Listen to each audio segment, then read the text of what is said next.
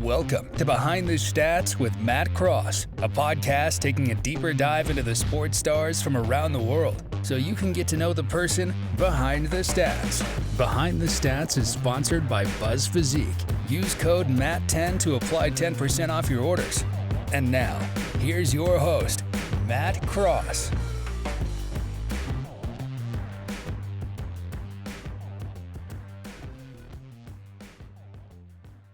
Okay, so welcome to episode 6 of Behind the Stats with Matt Cross. Just start quickly by saying a big thank you to Buzz Physique for still being on board with the podcast and getting involved with us and everything there. Use code MATT10 on www.buzzphysique.co.uk. Get yourself a little discount, especially heading into Christmas. They make great little stocking fillers for your gym going friends. So today on episode 6, we have one of British swimming's best exports, someone who is not only a fantastic swimmer in his own right, but has gone on to be probably regarded as one of the best swim coaches in the world as we speak, and also someone who I consider, very luckily, quite a good friend, and that is Mr. James Gibson. James, welcome. No, thanks for having me. Thanks, Buzz Physique, as well. If I'm ever down in Plymouth, I'll use my discount. There you go, mate. There you go. So James, obviously, you know the podcast is called Behind the Stats, so I'm going to take you back a little bit, and we'll talk a little bit about your heyday in swimming, before we delve into your coaching a little bit more. So correct me if I'm getting any of this wrong, but first international medal for Great Britain was a silver at the European Championships. Is that right? It's going back. I've got to think, going back 22, 23 years. I've got I think it was a silver. I think it was a silver European short course in Antwerp, where I was rooming with the illustrious Mark Foster at that point. So we're going all the way back to 2001, I believe that was, if we're right. 2000. So a silver at the Europeans, and then the next 2 years became sort of the sort of breakout couple of years for you, where we go Manchester Commonwealth Games in 2002, a gold medal and a bronze medal at that one, and then I suppose probably the biggest title you won. I don't know if you'd agree or disagree, depends on how you see the two competitions.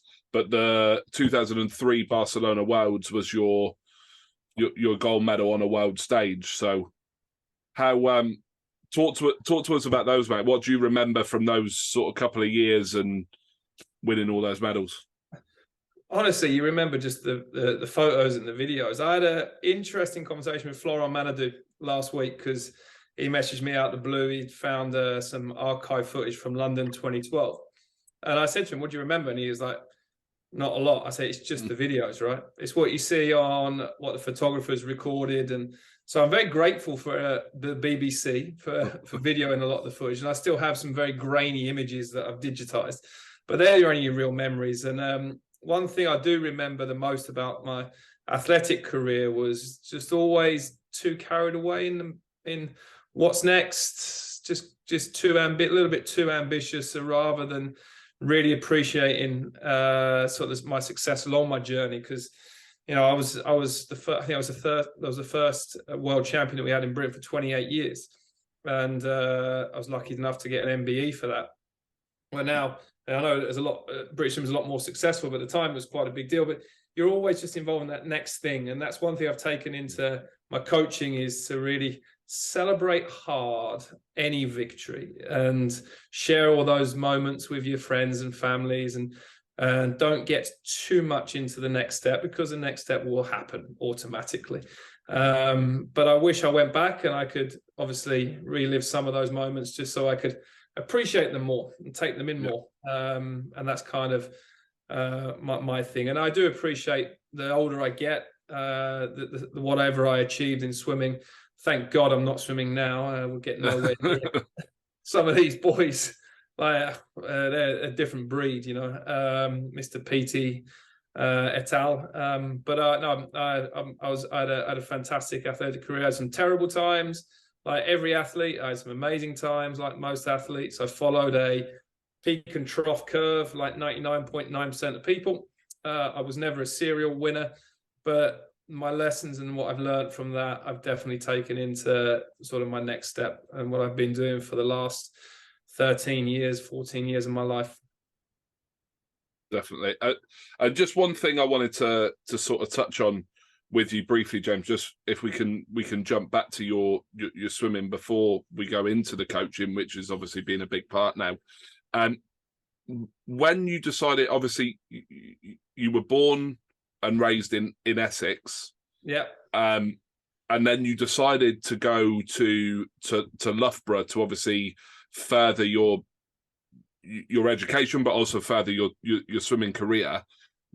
Why did you choose Loughborough over probably so many other places you could have chosen? And, you know, the big one is over obviously like the USA and things like that, where I'm sure you would have had offers coming in from. It's an interesting one, Matt. Actually, I was nothing. I quit swimming at 18. I was done. So I chose Loughborough purely on education. Like I came from a small club in Essex. I was a half decent swimmer. I think my coach there at the time, I used to drive him nuts because I was never sort of committed as much as I probably should have done. And I frustrated the life out of him because he understood I had some talent, but just wasn't really where I came from, Matt. You know, I wasn't, you know, our team didn't really have any internationals. We weren't like a Plymouth Leander or Leeds or City of Leeds at the time. But you know, but I was fresh, you know, so I could go. I had a bit more longevity in my career. I never trained like a professional athlete. These 10 sessions a week, blah blah, yardage, etc., until I was in my sort of late teens, early 20s. So physically, I was still I was ready for the change. But I chose Loughborough, so I'm getting off piece. That's okay. Education. First and foremost, I'd given up swimming. In the 1998 Commonwealth Trials, I finished 52nd in the 50 breaststroke. I was never on a junior team. I was never an elite talent. I was never identified talent. I was European juniors, whatever, all that EFY. There's so many junior stuff now. It's ridiculous. But I was never part of any of that process. And I went to Loughborough to study. I even remember going there thinking, this is an awful place. I don't want to be here, because I had a very good social life at home. I even had a part-time job in London in the finance city centre. So I had a good social life. And then being in Loughborough, I thought to stay here, I need to do something. So I went to the swimming team, Ian Armiger. Of course, everyone had joined the swimming team. This was like 6 weeks into the term. And Ian Armiger, the great Ian Armiger, told me to jog on. He said, "On your bike, son."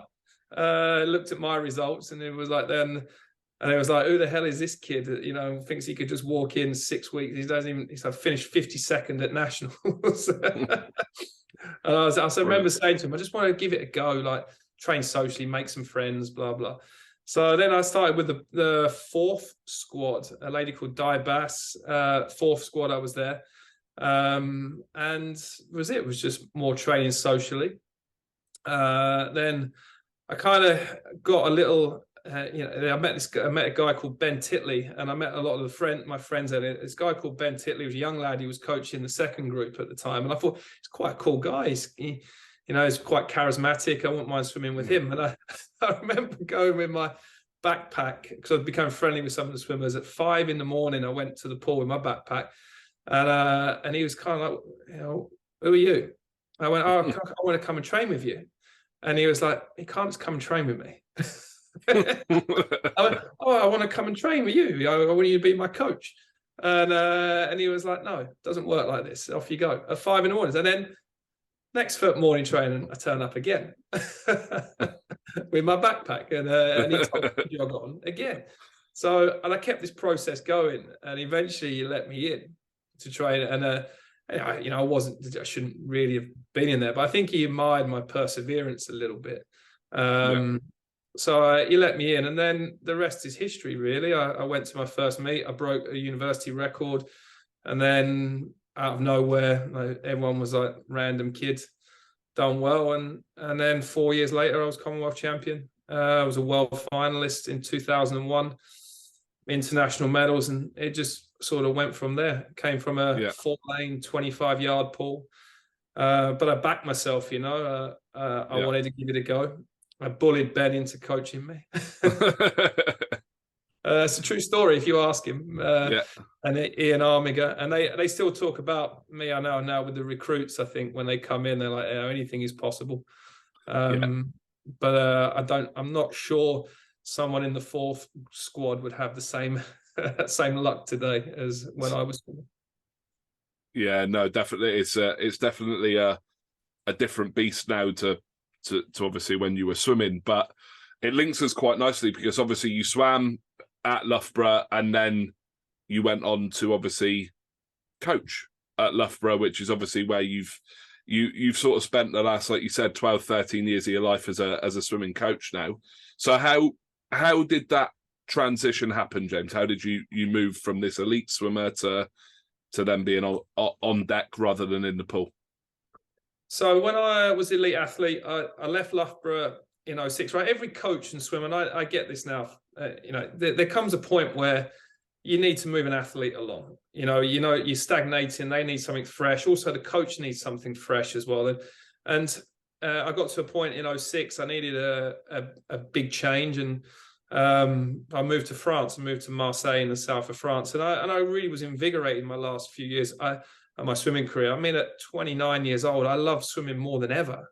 And I appreciated my last ever medal. My last medal was 2008 European Championships. It was 2008. I got a bronze, I think, and in Rijeka.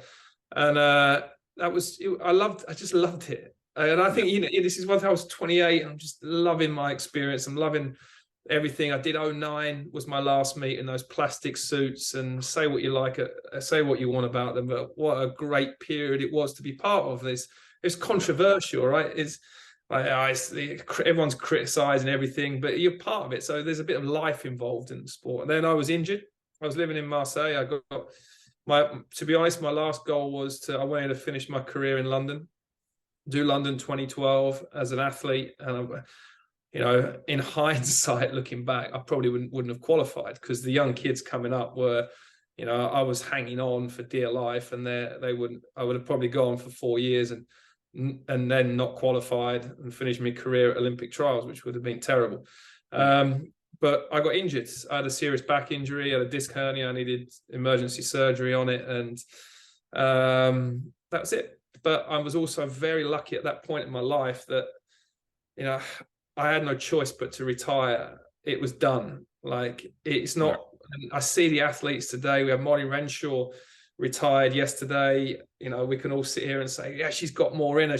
And maybe her batteries run out. And she can't do it. But it's a trauma now for most of the athletes to decide when to finish, and you can see how it's emotionally very difficult for them because we get funding, we have sponsors, but I'm out of love with it, and it's that difficult. But what am I going to do next? It's scary for them. I had no choice. It's like bang.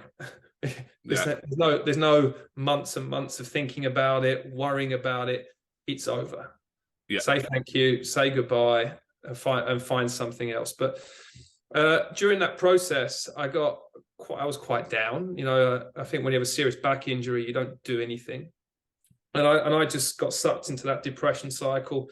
And you speak to all the experts. It's like you start going to bed at 2, 3, 4 in the morning, waking up at midday, not doing a lot. You've still got money because you've got sponsors, which is actually part of the problem.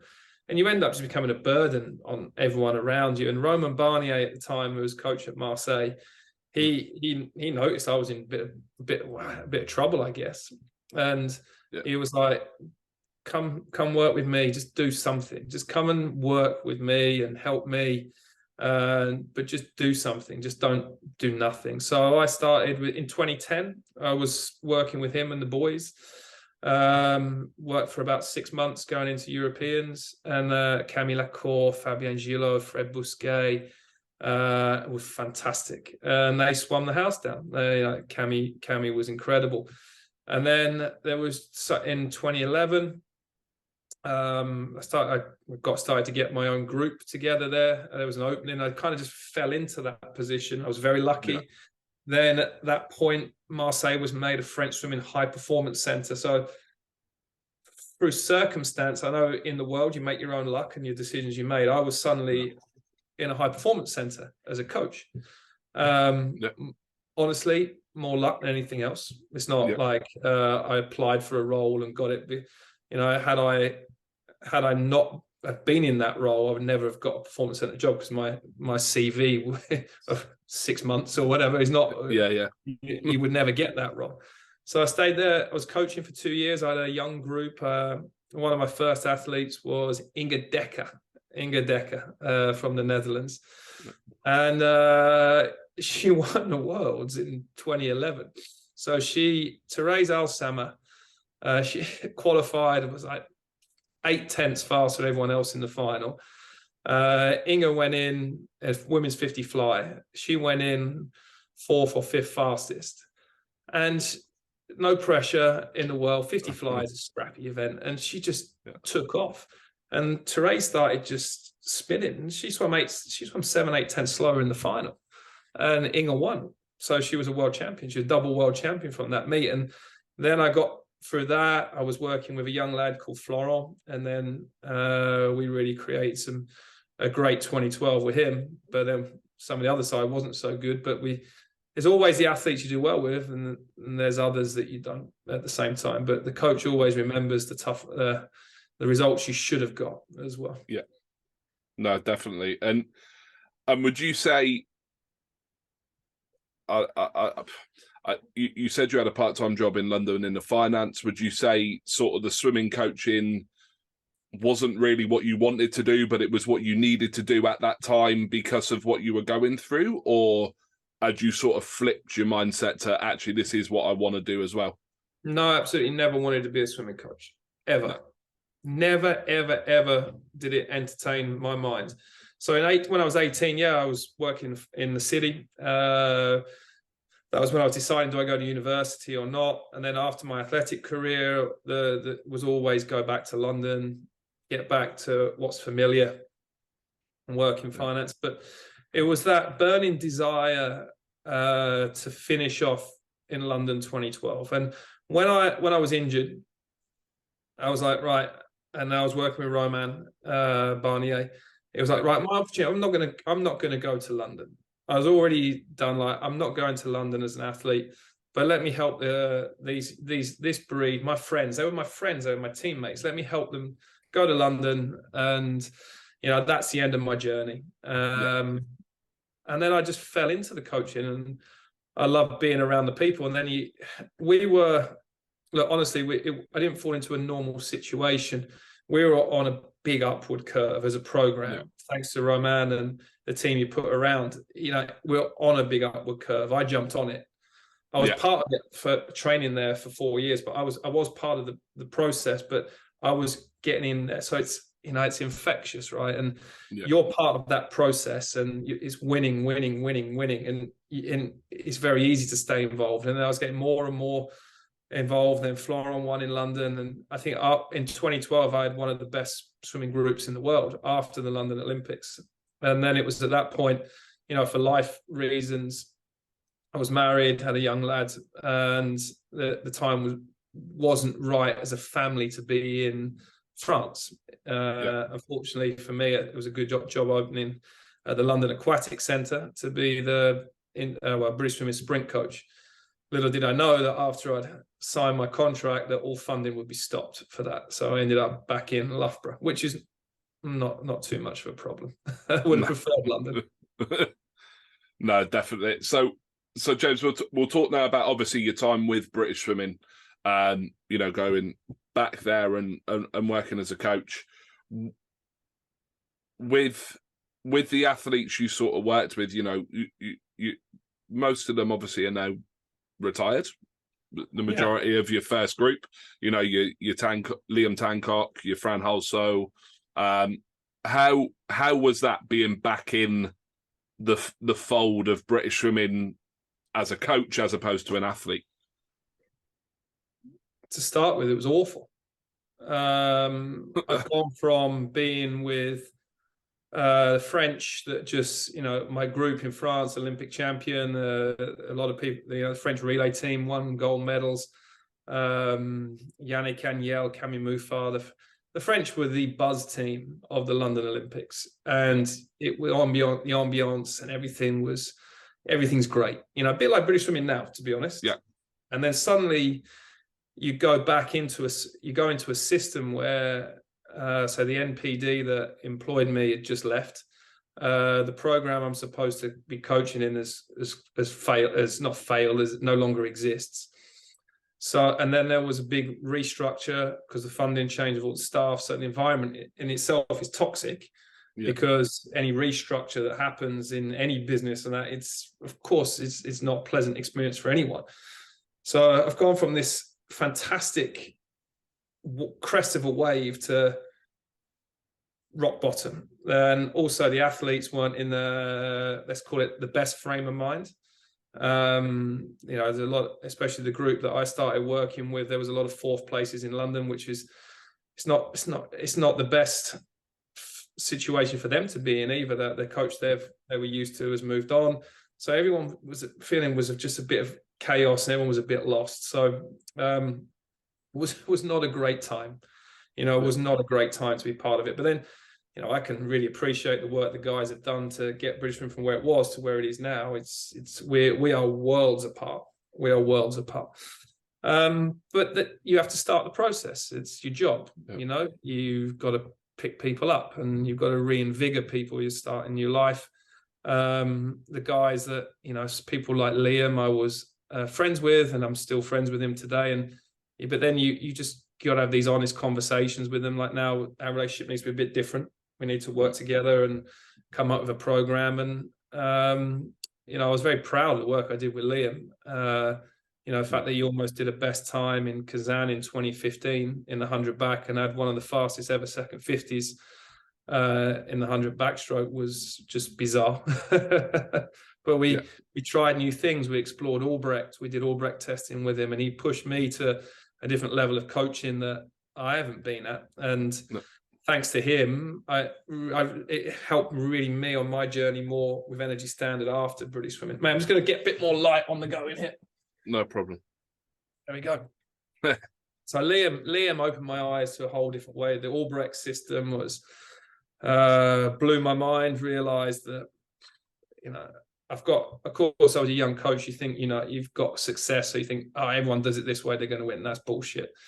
You know, there's a million different ways to do it, and he helped me really show, like, you know, we're going to try something so radical, and it worked. And we're like, oh my! I was like, well, you know, I don't really know too much. But it's normal when you do your reading. It's you know, it's a normal thing. At the start of anything, you coach one good person, you think you know everything, and then you start to realize, no, you know a little bit about a little bit. And you know, every swimmer in the final of the Olympics, you know, 8 different swimmers, 8 different sets of parents, unless you're the Campbells. Lots of 8 different coaches, different nationality, different diet, different food, different different training plans. Everyone swims at the same time. So, so we know a little bit about a little bit. Yeah, no, definitely. And I suppose, so obviously you mentioned it there with Energy Standard. After your work with British swimming sort of came to an end, was that 2016? Am I right in saying that was 2016? Yeah. 2016. You then had, if I'm not wrong, you then had a little bit of a gap before you went to Energy Standard. Had a little bit of a break. Is that right? Not really. No, not really. No. So threw myself into. I've always been, I think once you've left your country, like yourself, you've lived in Dubai recently.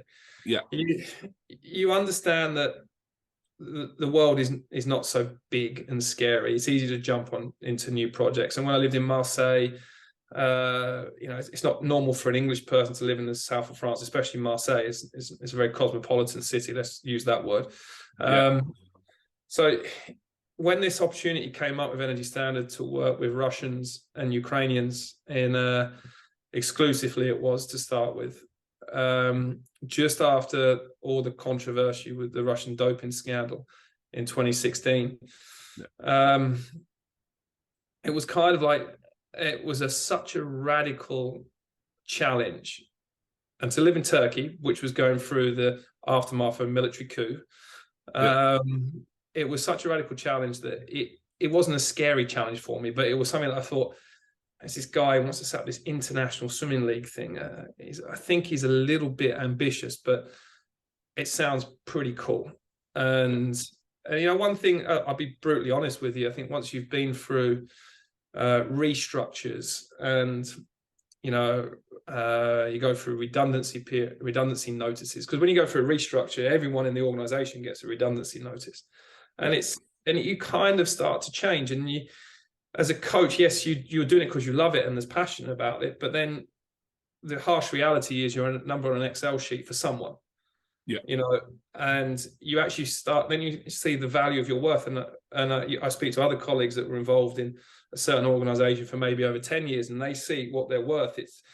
It's very difficult to get that out of your head, and you realize that you're just part of that's life. Probably I was a bit naive to it, but you are part of someone else's process, and their role is to get you for the least amount of money possible, and also to move you on for the least amount of money possible. And going through that and the challenge of this and understanding the budget of the International Swimming League and everything that wanted to be done with it, I was like, I want to do this. And if I'm going to work with Russian athletes in 2016, I'm going to do it, but I'm going to do it properly. I'm going to set up a whole program with this internal, the doping control and understand, make sure explain to all the athletes that if there's any problems, the whole thing fails, it all crumbles.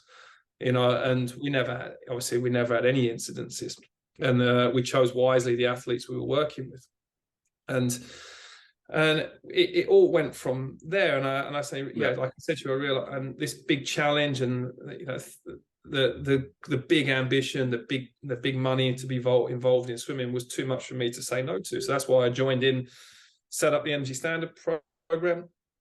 The goal of that was to give credibility for the International Swimming League to take off, and we couldn't recruit. It was so blooming hard at the start, because one thing I realized that I needed international athletes. You have to have international athletes in any program to get some credibility. So I've got Russian, Ukrainian athletes that I then had to really adjust my training philosophy to work with them, because it's different people, different regions, different cultures, and they would never work. They would never work with a British cultural system. It just doesn't work. So you have to grow and develop with them. But I needed international athletes, but I wasn't allowed to recruit. So because the ultimate goal was the International Swimming League and setting something up, and the worst thing you can do is by take it. If it was easy to go to a swimmer and say, oh, we can give you money to come here and do this, we set up a professional club, then you just piss off everyone's coaches, right? Yeah. So it had to take time. You had to take your time, and it had to be a slow burn. And if an athlete approached us, we'd always the same: speak to your coach, come and speak to us. And then so everyone was on board in that when we had the full-time program. I know things changed a little bit when we were recruiting for just ISL, but that was different. They'd come in and out and go home. Yeah. So we got going with that's it. So end of 2016, we got going, and within 4 years, the target was to be the best group in the world. And I think we'd achieved that in 6 or 7 months. I think honestly, our group at the Budapest World Championships we had the best training group, 100% in the world. Yeah, no, definitely. It was quite clear to see quite quickly that you'd moved it on fairly significantly in a really short amount of time. Obviously, my my sort of insight to it, and really how I got to know you around that sort of time was obviously with Ben Proud coming out and being a part of that, having moved on from Plymouth, with John disappearing off to Ireland to be the big boss out there.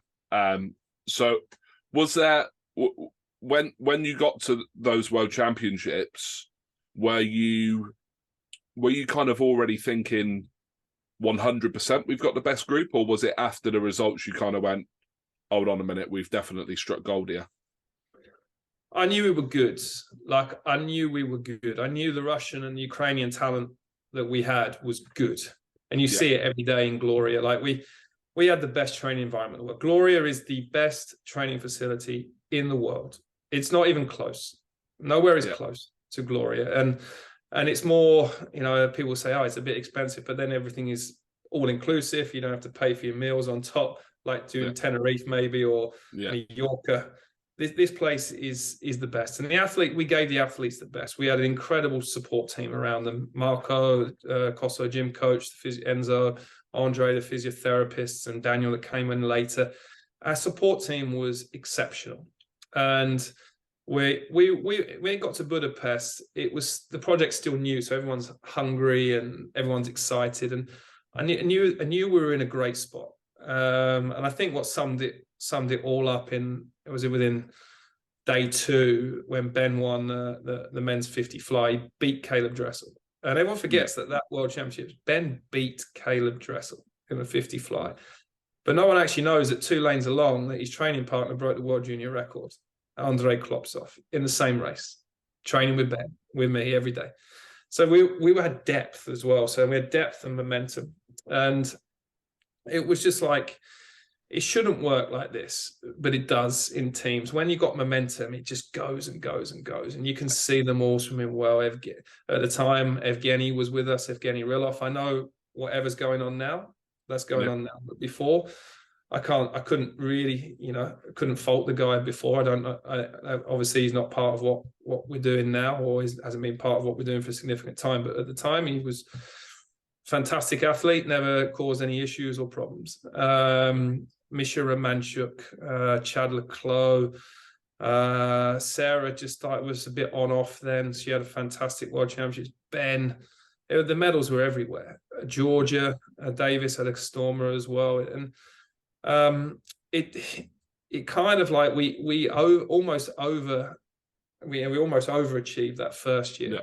And then that makes it, everything else makes it quite hard, because success changes. One of my coaching philosophies is survive success, because everything changes after a big meet like we had there. Everything changes. So the staff, for whatever reason, their level is elevated. So what comes with that is increased expectation on finances. Everyone's level has gone up. So when you're dealing with a budget, but everyone thinks they've gone up, it's so hard to manage, athlete-wise, staff-wise. We're just doing the same job. So, but expectations, that's what they are. I enforce very high expectations on my teams I've worked with. We always, high performance takes place because of high expectations. And you see it. You see teams that function with low expectation, and they have a lovely time, and they go out, get drunk, do whatever, the athletes or the staff. But that's not the way I function. And I guess my teams are not the most fun in the world. I don't really. My athletes that work with me don't generally have a lot of fun. But we put success first, and then the fun comes after. And I guess Energy Standard was never the most fun team to be part of, but it was more, you come and swim with us, you're gonna win something, and I'm very proud of the fact in the last 3 seasons of ISL we've delivered 2 championships for the athletes. And I say it's for the athletes because they're the ones that live it and experience it, and they've been very lucky. Out of like 300 odd swimmers that compete in ISL last year, not many experience what it's like to win a match. For us, we only lost 2 in our whole 3 years. And I got that more where you know, success is an inevitable part of the process, and it has to be, and more likely to be successful. You compromise on your high expectations, and then you'll never get there. No, that's definitely right. And you've moved then, James. So you've got this full-time Energy Standard group. You're coaching some of the absolute best athletes in the world, bar none. And then you start being involved in the process of starting the ISL, the International Swimming League.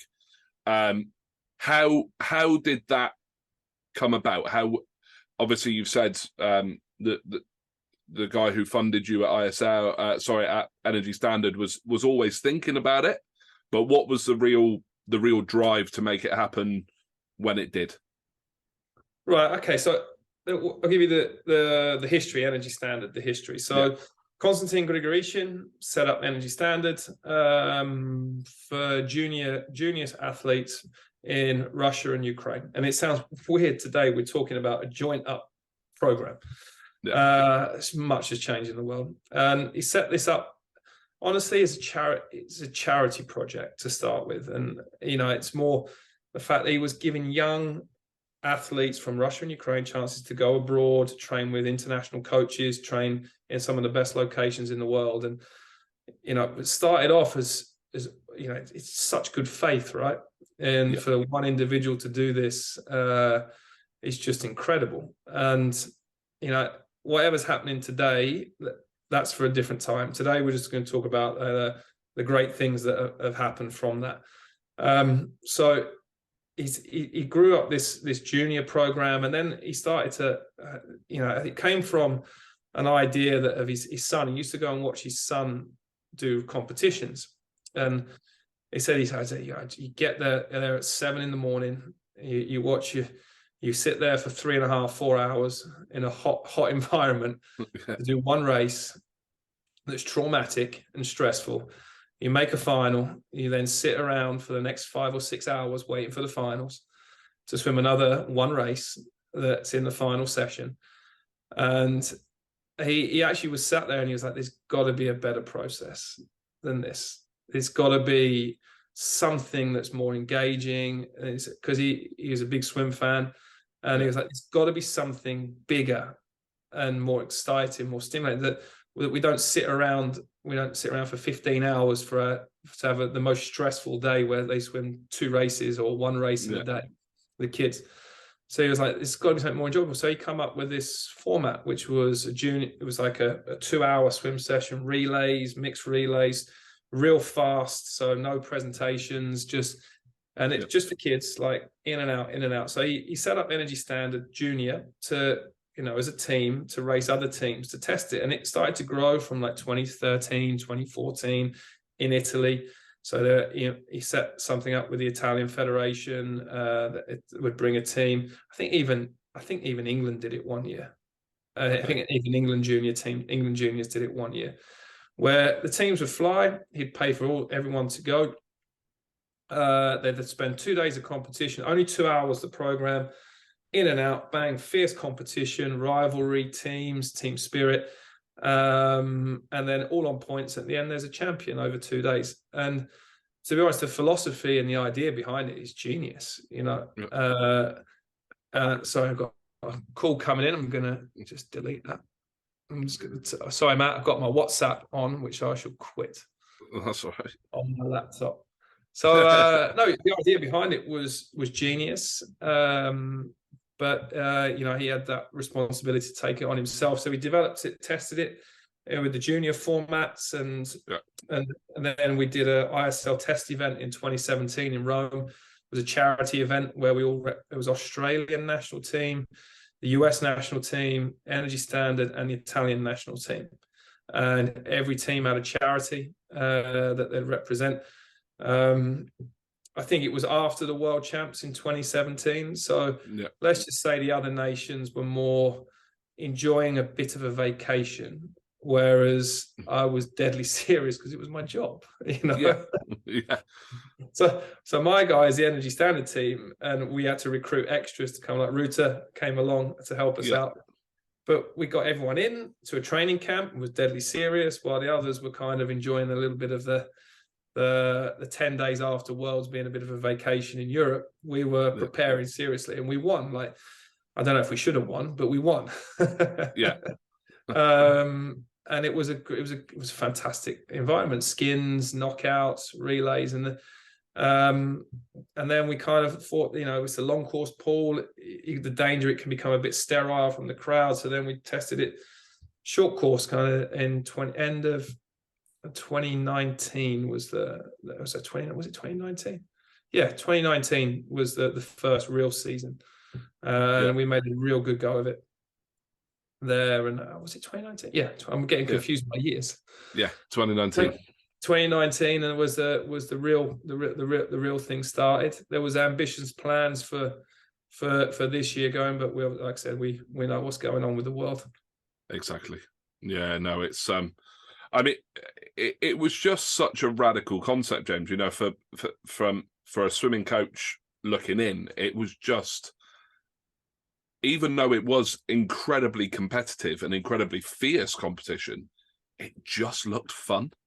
Mm-hmm. Do you know what I mean? It just looked enjoyable, and exactly like you said. You normally go to a gala, you're there at 7 a.m. You've left your house at 6 a.m. to get there, and you're there till 9 p.m. at night because the scoreboard goes wrong or the time pad falls off when someone does a backstroke start or whatever, and you're in this 14-hour day of just sitting in a sweatbox basically, and instead you're able to sit and watch on TV 2 to 3 hours of just high quality, fast, fun swimming. So it was just from an outsider looking in, it just looked like, it looked enjoyable as much as it must have been for you at the time. Also, maybe a little bit stressful in terms of getting it set up. Am I right in saying it was an enjoyable thing as well? Yeah, it was. It's this thing when it gets taken away. Like, everyone has opinions on things, and everyone has an opinion on the way it's set up, but and the way we do things, or the way it was done. But very few people are actually willing to actually pay for it, So it was incredibly stressful to work in. Trying to balance expectations, and also working with swimmers in it's a new way of coaching. You're not coaching. There is no coaching that goes on. So there's a race, the races are going and going and going and going and going, and then you've got someone, can you give me some race feedback? Can you talk to me about my stroke rates? And hang on. It's so fast, and the swimmers have to get used to it as well. There was a significant adaptation. It was incredible. You're making decisions on the fly, changing teams around. But it was stress on everyone, Matt. It was the athletes, the staff, the physios were working 24/7. The production team was at one point they're sat there like, you want to change your swimmer's name?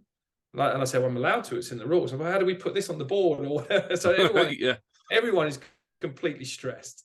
But that's kind of what it was a great turning point for the sport, bringing in more money for the sport, seeing that we can do things slightly differently. We've seen a response in terms of the major competition now. There's more prize money than ever in the majors, and that was down to what the ISL brought in, I think. But it was learning a new way of working, being incredibly stressed. The recruitment process was stressful as well. It's like everyone had the same budget, and you're trying to recruit athletes to come and swim with you, but you've got to the tough bit with the recruitment was that the recruitment money was such a small part of the overall their prize money and everything. Yeah, and you're learning a whole new way of working, just over like $100 here or $100 there, and you're like, well, you could, but that's how professional sport is, right? With soccer players, football players, rugby players, and it was a new thing for us to deal with, and a huge amount of learning, managing people from all different nations. And then actually trying to bring them all together and compete as a team was, it was hugely challenging. Definitely. And talk to us a little bit, James, about that. Like, you don't have to go into exact numbers for what you paid each athlete and things like that, but how did that recruitment process sort of work? Was it you know, you knew you had Chad, so Chad would get on the phone to some of his mates who he wanted with him, or was it just a pool and you had everyone's phone number and let's just ring them up? It was a free for all. Yeah, All bets were off, and honestly, what a good thing to bring to the sport, right? It's new dynamic. So it was like there was no numbers. There was no numbers. There's Instagram. There's you've got the best general managers or the best coaches were the ones that were the more aggressive, I guess. And this is how the American system is. And you hear a lot of British coaches, and you know, like, oh, they've contacted her, the athlete, or him directly. And I said but let's not be naive to it. The Americans are going to do that. That's how they work. Yeah. The coaches in the NC2A system are paid to win the NC2As. They're not paid for any other reason. There's no other reason. That's their job. And it was the same in ISL. Like we all wanted to win. So you want to win it. So you've got to be aggressive in your recruitment strategy. And, you know, I think, and it's all momentum. What I learned with, it's all momentum and connections. Like Rob Woodhouse was great in London. He had all of most of his swimmers. And then they're already swimmers in his sort of pool, and then they all spill out because everyone wants to swim with Petey and Kate Campbell or Carl Chalmers. And we had a similar thing. And once you get a few on board, it's momentum, and you know, and then it's easy to pick someone up later down the line and say, look, I'm sorry, I can't offer you what this team is offering, but if you come to a swim with me, you're probably going to win, and you're going to have a much better experience, and you're going to be in the final. You're going to get the bonuses to cover that out. Yeah. And you know, it's about getting. You've got to get a few popular swimmers on board, not necessarily the best swimmers. You've got to get a few of the most popular ones on board, and it spills out easily because it's word of mouth. We got Kyle's on our team already, and you know, and you can create a good ambiance. Definitely. It reminded me a lot of like I follow a lot of American sport. It reminded me a bit like draft day in the NFL. Just everyone just on phones, on text messages, come here, do this. Like that's what it sort of sounded to me like when Ben sort of explained a brief amount of the process to me when we caught up. And the third year, you know, last year of ISL, we got it right. Yeah. So the idea is in any sport, right? You're going to get good teams. You're going to get good teams like Manchester United. Well, not so more anymore. Man City, Barcelona, Real Madrid, Paris Saint-Germain. You're going to get good teams in any league. And to get exact parity, it's almost impossible. That's just life. So one of the things was, you know, to make it a bit more fair, the draft that was brought in for last year was you can nominate 15 athletes to keep, and then you go into the draft where the bottom teams pick first. And, you know, it actually was a genius solution because you've got to keep a nucleus. You can't have the whole team go and a new team come in. You know, then it's clear they're all fake teams. So you keep a nucleus of 15, which is incredibly hard to do. If you've got a great team and, you know, you need 32 and you're only allowed to keep 15, you're upsetting someone. Yeah. You know, you're upsetting people on the way, good people. And again, that's the changing nature of our sport. It was incredibly hard for us as coaches to sit there and go, these 15 scored the most points. Yeah. You know, you know, but we're missing out on these people. They're fantastic guys and fantastic girls. We're like, the bottom line is we've only allowed 15. Yeah. And, you know, and so that we went through that process. But then what you found is this last year of ISL was a lot more even. And then the idea was that it would take 4 to 5 years of this process. And eventually you were going to get pretty much parity across. Because then if it would have carried on this year, Tokyo would have gone first in the draft picks. And they've already got Dea Seto and Honda and all these people. And then they would have added the first picks. And then suddenly Tokyo are incredibly strong. And it was a great system. It's just a shame it hasn't happened. And we really would have had a bit more parity. Yeah. Sorry, my screen's gone dark for some reason. I picked it up. No, it was and last year for you there was a little bit of a change of role, right? So you went from head coach during the ISL to then being the general manager, and Tom took over as head coach. How was that? How was that transition for you? Well, I've always had kind of everyone mucks in, right? Everyone mucks in. Everyone gets their hands dirty, and there was no change from that point of view. Yeah, Tom took over a lot more of some of the leadership decisions on selection, but we were always involved. And when you're in that ISL environment, you've got limited number of staff. So I was involved. Yeah, you're involved at the management side of things, logistics, day-to-day operations, which is something that I have touched in a long way through along the way as well. But Tom stood up a lot more this year, and done a fantastic job. Look at Siobhan now, especially now that she's doing great. But he had to learn himself. Sometimes you have to make tough decisions. You've got to pull people out of relays at the last minute, and you upset people. It's a different way of communication, and you've got to be authentic. I think everyone understands. Everyone wants to compete. Every swimmer wants to compete. They want to race. They want to be winning. I had one as well. I had to make some calls in the final, some radical ones. Obviously, we spoke with Tom, but it's like we're going full radical in the final. I said we're just going to go full radical, Tom, and he was like, yeah, that's what we've got to do. And we dropped Chad from the 50 fly skins, brought in Adam Barrett. We put Mary Sophie in the 400 medley and told her to sprint from the start to get the bonus points at halfway. And that's the number of points we won the ISL by, just by these. I felt it as well. And sometimes that's why having a head coach like Tom that we worked so closely for, I guess, 5 years, that we could always share in responsibility and bounce ideas off each other. No, definitely, it was a definite right call. Like you said, winning by that number of points.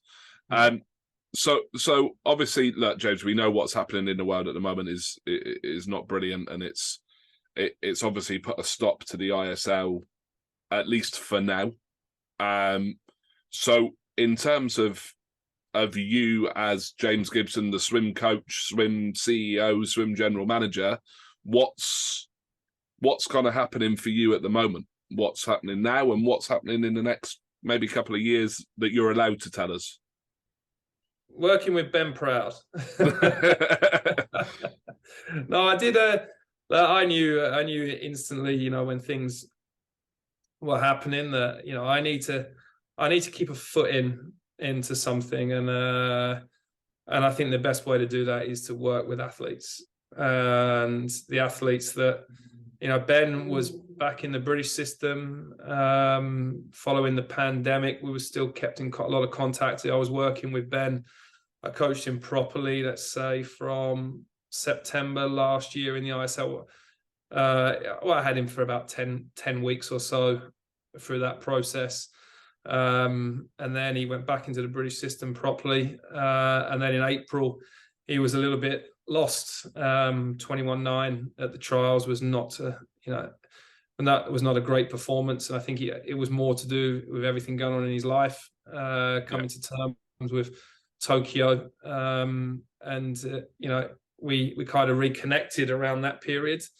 And it was quite streamlined. He asked me for some advice, more as a mentor, let's call it. Ben's at a point in his career where he needs a mentor, as opposed to, you see a lot of them now as they get older, they need more mentoring in the right direction, and having an eye they can trust around them, as opposed to someone that's there all the time, which I can't commit to. So he came to me, asked my advice. I told him directly what I think he should do, and he got himself back to Turkey. He got himself feeling at home again. I went out to visit him pretty much straight away just to check up on him. He got reconnected with Marco Cosso, the strength coach, who he has incredible confidence with. So with Ben, it's more getting his body in the right place, strength. Ben is an athlete that doesn't, he swims fast when he's stressed in his muscles, not from when being floppy. Yeah. So again, 95% of athletes need to be floppy. Florent Manodou, these type of guys need to have relaxed muscles. Ben needs extreme tension. And I have good experience with that because Fred Busquet was the same. So it's not the one rule that fits all. So as long as he's got a fantastic, dry land program and someone that can pop in and out with the swim program just to, write the weekly format or whatever, just to get him point in the right direction, it works. So we got him. It was tough. It was tough at the time, and I think he'll be the first to admit it. When he started working with me and Marco again, he wasn't in the best spot, but we chipped away at it.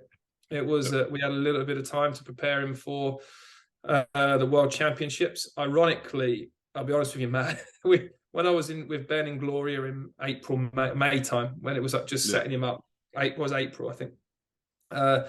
It was more, I was there for 2.5 weeks, 3 weeks. And me and Marco were talking, we can do it, but we we need everything to just be consistent. And when I said to Ben, we had this conversation, like, Ben, we all know where you're at. Let's plan to have the peak of the season at the Commonwealth Games. We won't do Europeans. Let's just get it. Then you can have a break. Let's peak for Commonwealths, and that'll be it. Little did we realize that he'd win in Budapest. So I planned to be with him. So I was with him for a period. Then and then I said I'd come back. But then I put majority of my time in between Worlds and Commonwealths. And he won Worlds, didn't he? So but afterwards, I was like, I hope you don't get worse. And now I'm here.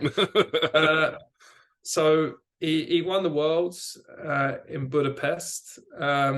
He swam 21.3. It's not the fastest swim of his life, but it's not a bad swim at all. No. And after that, you get the emotional sort of payout that comes with it.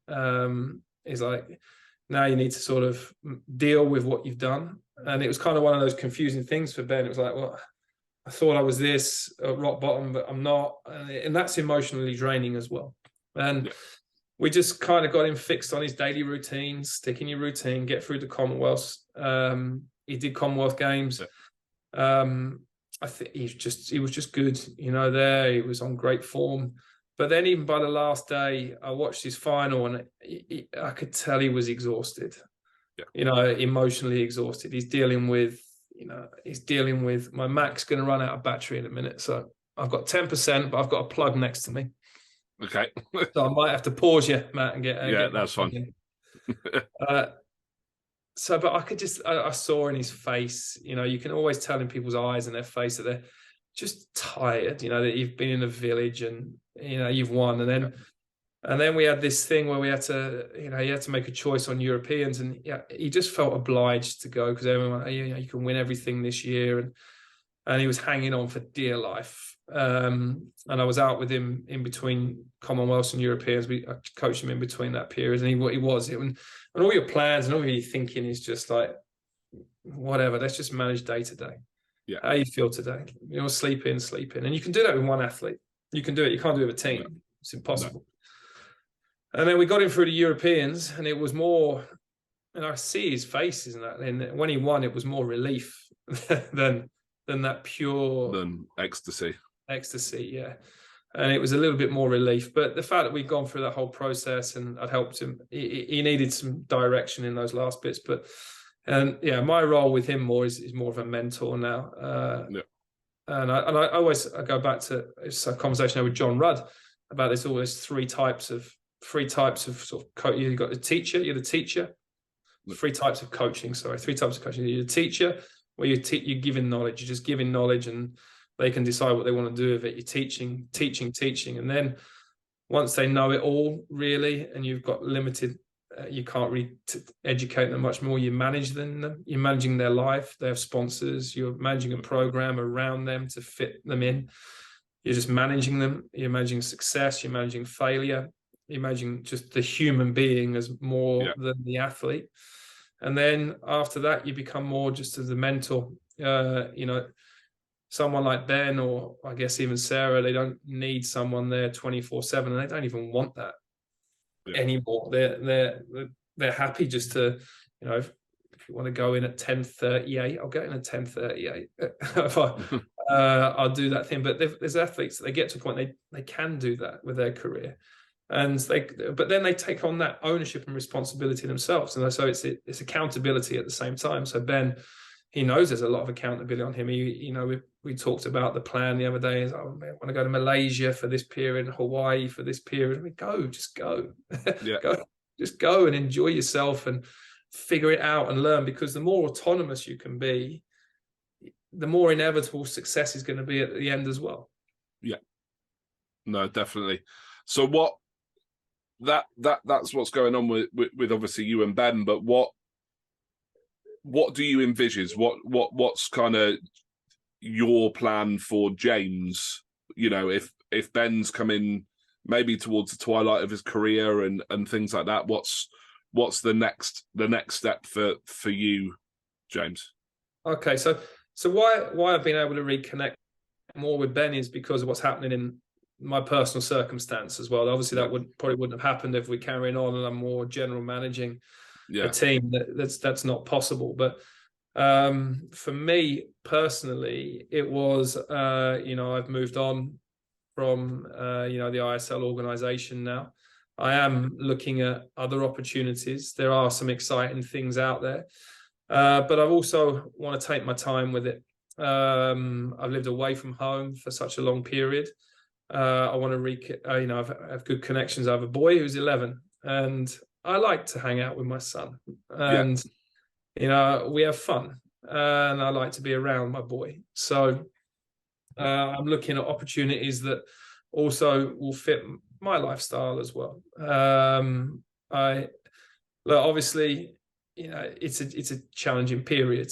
We'll keep repeating the same word. I've got to stop saying it. So I'm very happy with sort of taking a small sabbatical from, let's call it, full-time work. Fortunately, I'm able to do that. But it's also allowing me to invest my time a little bit with Ben. There's other projects I've got going on as well that will be a bit more widely known later on, and I'm enjoying my little bit of time of reflection. Let's put it that way. Brilliant. But now I need to get a charger. No worries. Charger. Otherwise, you're going to lose me.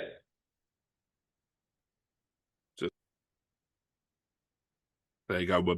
We're back. The cable's in. We're just not allowed to move the screen, I believe. So, James, it's these dodgy Apple connectors. They can't, you pay all the money for them, but they never last. I think that's the point. So you keep going back and spending more. Exactly. So James, I didn't set you up for this, so I'm going to put you a little bit on the spot with this next sort of question, and it's something I've asked every guest. Are there, for you, 3 songs or albums or something musical, right? So music's a massive, massive part of everything I do. So are there 3 sort of songs or albums that sort of stand out for you at periods in your life that were significant? Things that have got you through rough times, good times, all that sort of stuff. Is there anything that sort of springs to mind? Well, first one's Freddie Mercury at Barcelona. Yeah, I can't pronounce the lady that did it with him, but the opera song Barcelona. Yeah, because that's where I won my first world title. Yeah, and that song resonates hugely with me because of that reason. I'd say one of the things, music was a huge part of my coaching process in Glory, because I always used to put on UK top 40, just pop music. Yeah. And it used to blare out on the poolside every day. And we even had it yesterday. But in terms of what I would always, my go-to of Energy Standard was always AC/DC. But live, AC/DC live in Buenos Aires, that album, Highway to Hell, and these songs come out, and you just see everyone just grow. This sort of music would come on, would always grow. It's an interesting one about, you ask Chandler Clough this question, he'll give you some good boy bands. He'll give you some good boy bands to answer.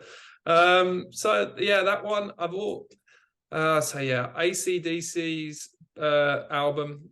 I'd say Barcelona, and I'm just trying to think of.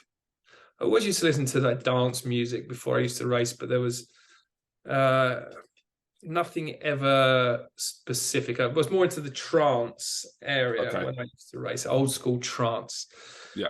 But to say touch a nerve, I'm trying to think. I've got my two. You want a third one, don't you?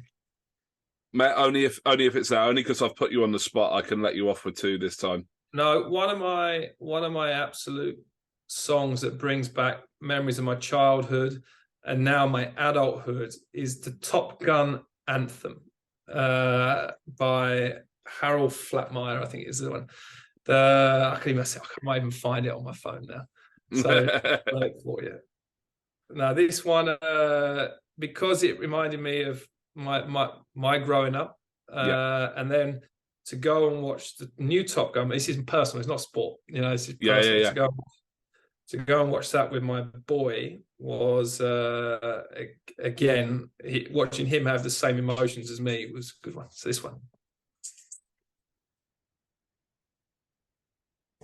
just the anthem that resonates. Bit of Tom Cruise for you, and let me I'll find my AC/DC. It's in here somewhere on Mr. Spotify. It's got to be live at River Plate. That was the one. Yeah.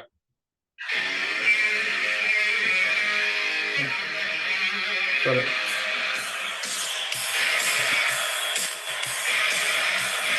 Got a bit of head banging there.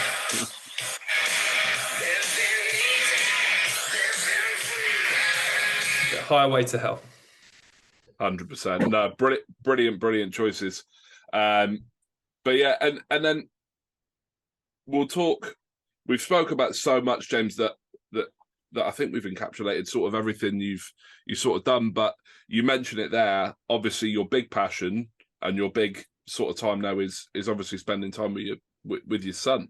And I bet that's been sort of amazing for you to be able to get back to the UK and do that, right?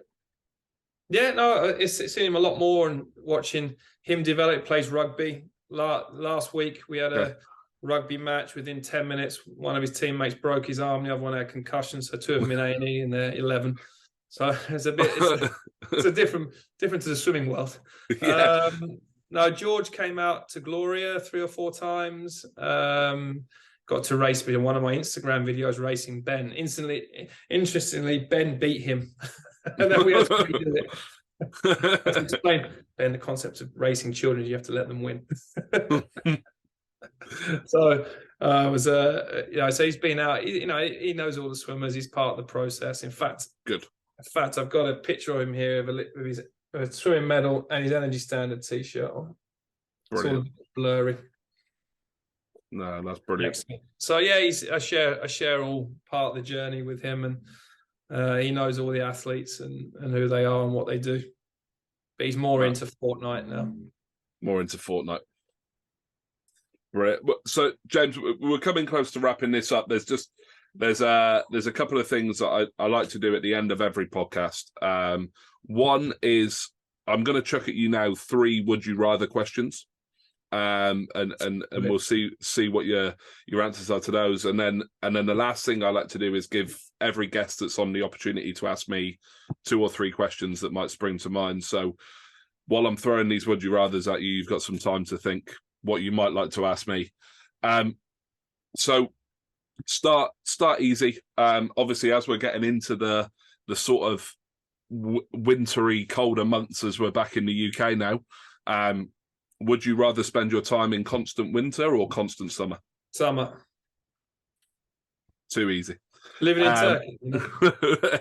Yeah, exactly. Okay, and then the second one is, would you rather constantly eat sweet or constantly eat savoury? Savoury. Crisps. Give me crisps. Brilliant. Any particular crisp? Any particular brand you want to shout out? I was always a loyal Walker's salt and vinegar, but now I'm shifting to McCoy's. Ooh. Salt and vinegar. Okay. Still salt and vinegar there.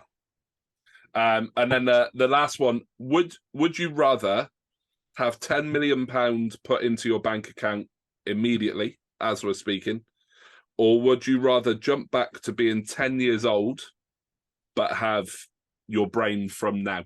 So you know everything from now. 10 million. I'm happy where I'm at now.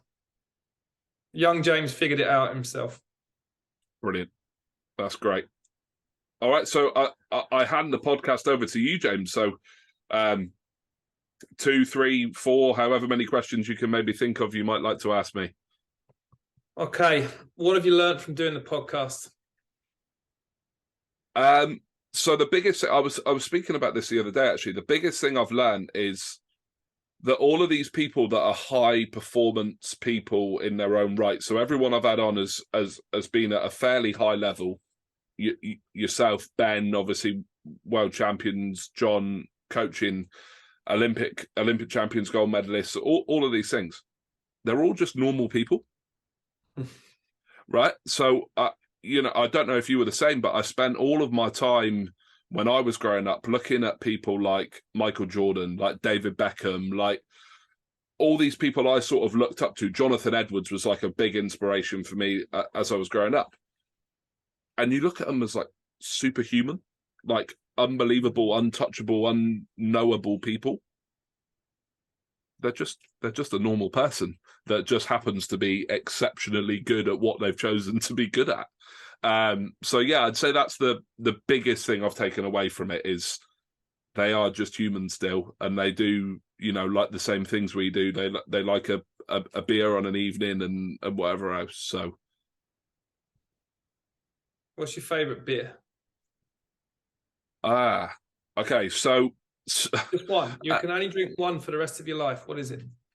Only one for the rest of my life. I would probably go for Brewdog's Hazy Jane, but the one with guava. Controversial. Yes. Everyone's different.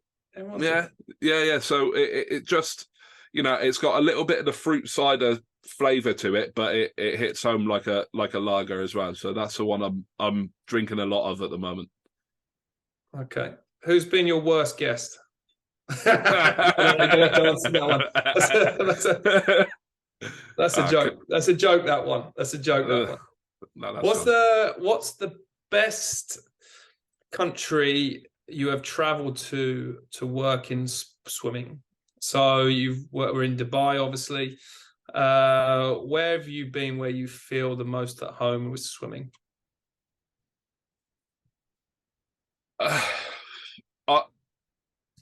The most at home with swimming is probably the States.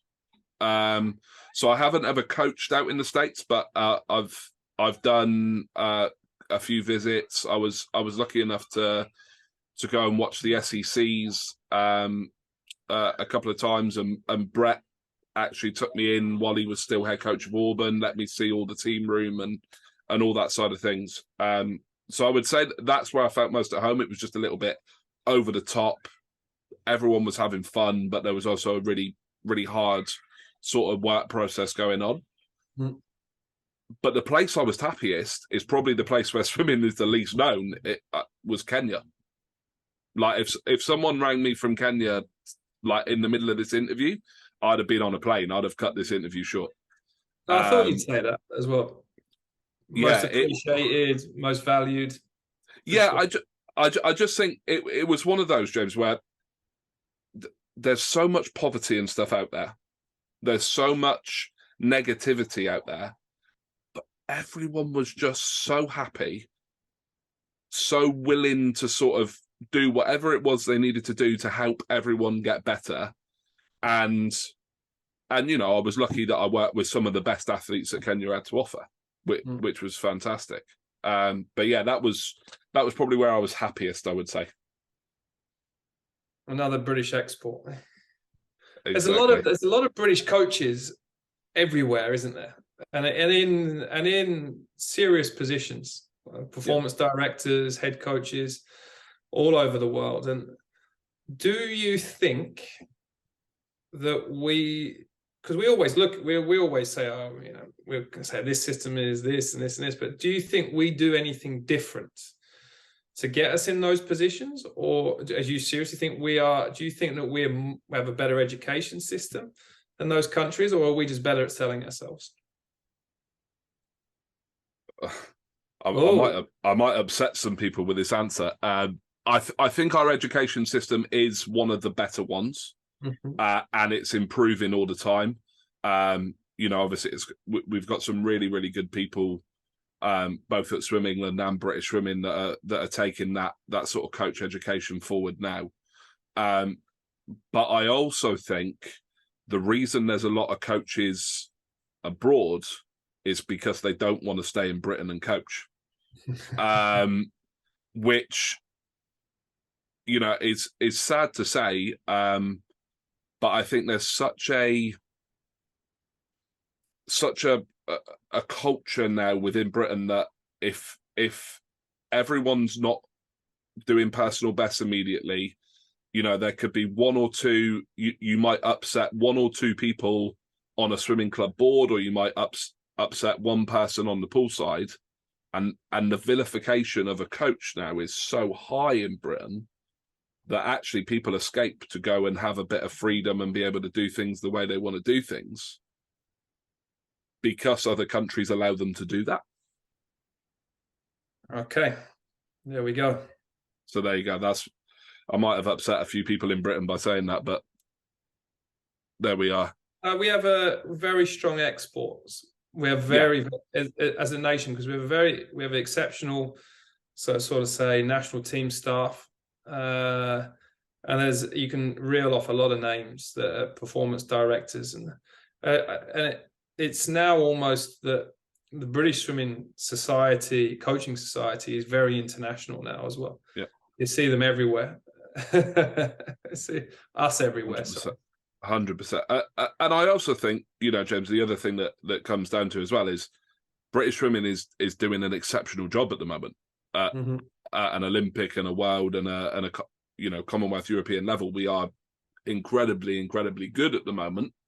So more people are interested in British coaches because they're coming from a system that's producing the goods. So I also know that these things work in cycles. The French swimming system taught us that very, very well. You go from London 2012 was unbelievable, was everything that everyone's doing in France is amazing. And then it's a combination of management, and you have to have the generation of talent. You have to. 100%. It's without like, I'm a disbeliever in this hard work beats talent. You know, I think you've got to be exceptionally talented to be successful. You do need hard work, of course, but you need a generation, and we're in Britain, it's a golden generation now. It's Duncan, Adam, Tom, Benny. You can reel off the names, and the relays boys. You know, it's like when you, especially the 4x2, you swim 1:45 and you're just about scraping on the team. You know your country's in good shape. Definitely, that's brilliant. Well, James, it's been brilliant to have a bit more of a chat with you and get to know you a little bit better. So I thank you for taking time from your busy schedule to come and talk to us. And next time maybe we'll do it over a beer and without a camera. What, Ben Proud beer? I'm drinking one right now. We can do a Ben Proud beer. I even put on my Christmas tie for you today. It's commitment to the time of the year. I tell you, you look far more dapper than I do, but I had to be loyal to the sponsors. I just got back from Turkey, so I got a bit of a tan. It makes me look good. Brilliant. No, James, thank you so much, mate. Really do appreciate it. And yeah, like I said, next time we'll have a beer in person rather than over Zoom. Pleasure, mate. Thank you very much. Appreciate it. Cheers, James. Cheers, Matt. Thanks for listening to Behind the Stats with Matt Cross, sponsored by Buzz Physique. Go to buzzphysi.co.uk and use the code MATT10 to apply 10% off your orders. Make sure you subscribe so you don't miss any future episodes. In the meantime, keep up with the show on Twitter at @behind_Matt and on Instagram at @BehindTheStatsWithMatt. Until next time.